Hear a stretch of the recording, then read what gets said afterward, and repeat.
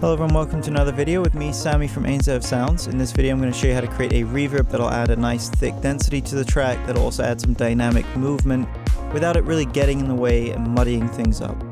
So what I'm going to do is play through this track and unmute a few elements, and then I'm going to take the reverb out every now and again. I'm just going to mute the reverb channel, which is here, so you can hear what's missing when I turn it off. Now if it seems like it's a bit too heavy-handed, I'm going to show you how you can tweak all these parameters to make them fit better into your own track.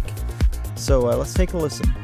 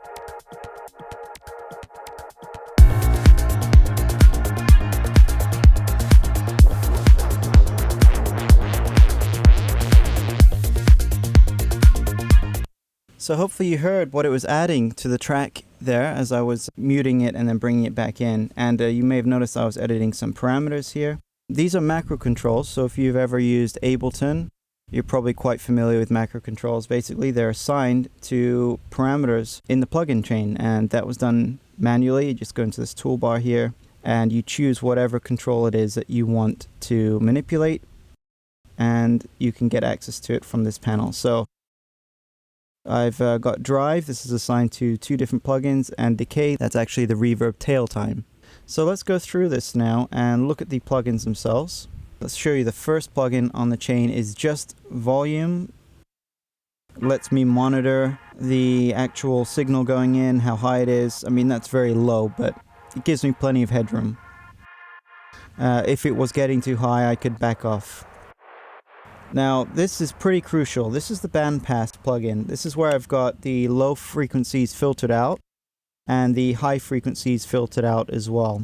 And I've also given it a boost in the mid-range too.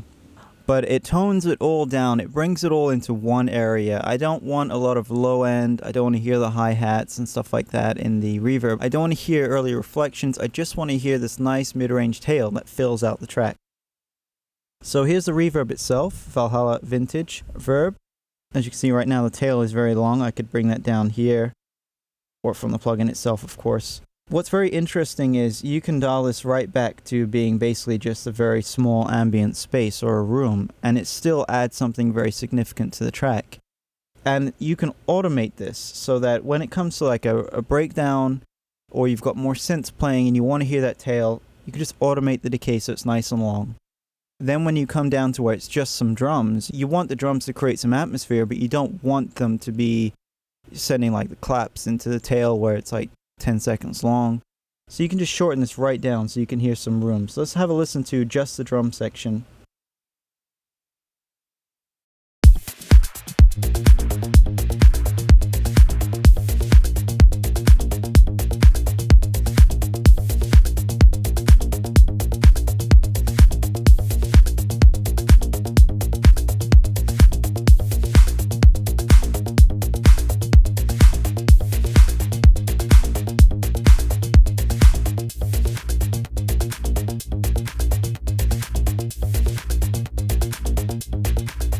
Yeah, the mute doesn't quite work when it's in solo mode like this, but if I just bring the volume right down,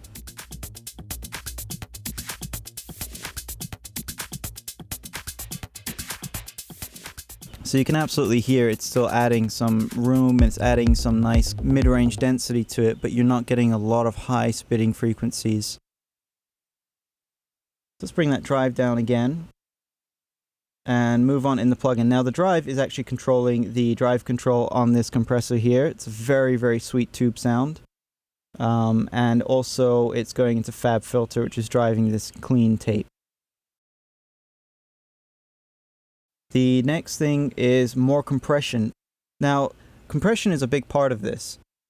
You may have noticed that when certain elements come in the track, they drown out other elements. I'm talking about the reverb channel. So I had the drums playing, and then once this effect sound comes in right here, let me just play this again.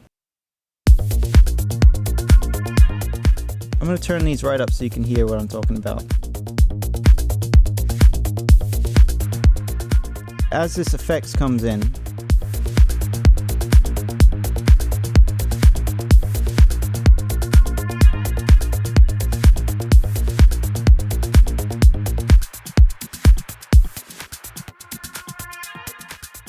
you can hear that the reverb effect from the percussion is dialed back once the musical element comes in, once this effect loop comes in, and this result is even more so when other elements are added that are even louder.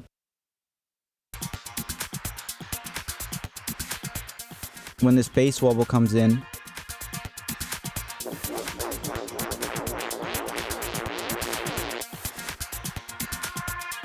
it's pretty much the only thing you hear from the reverb.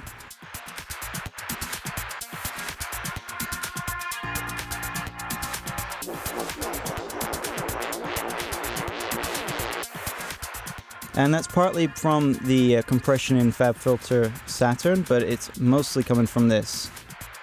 So you see with compression on here, the loudest elements take over, they dominate, which means that you don't have everything you're sending to this effects channel coming out of this reverb all the time. So in a way, it kind of fills out the blank spaces where they're there, and then when other elements come in and you want to hear them, you can just automatically hear the melodic instruments and the things that have a higher send level. So if we go to the synthesizer again, when it comes in, this modular synth, that pretty much dominates the reverb at this point.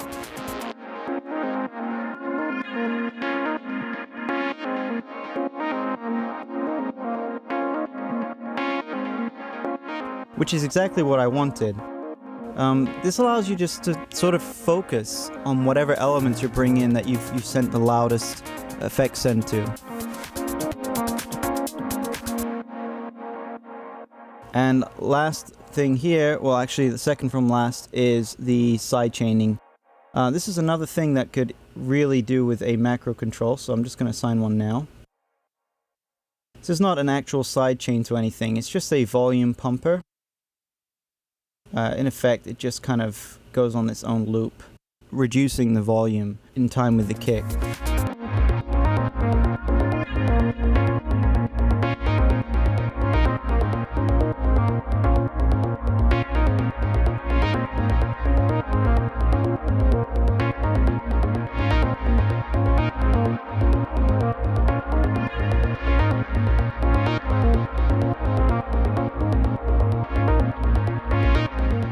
I'm being pretty extreme with it, but you can use this to fill out the atmosphere in the track.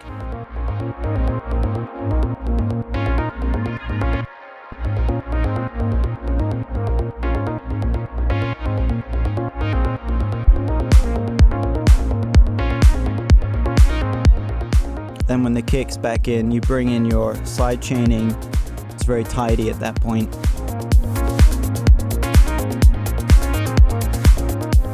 Last thing I've got in here is a bit of stereo widening. Taking out the low end, because there is some low end buildup, and just sending it out to the side channels. So you're adding a sort of sense of dimension to the track. The pumping on the reverb itself adds a lot of movement to the track.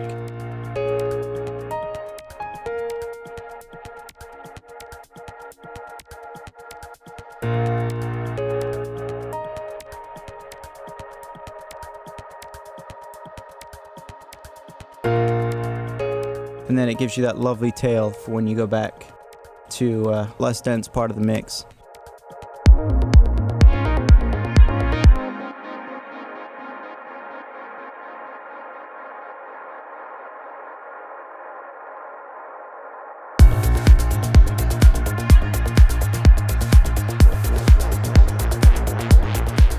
When you play this with automation and you start to factor it into your composition process, it helps you move the track along without you having to add unnecessary elements to do so. So that's it for this video. I hope it helps you with your mixes, and I hope it helps you with composing too. So yeah, let me know what you think in the comments. Thank you very much for watching, and take care.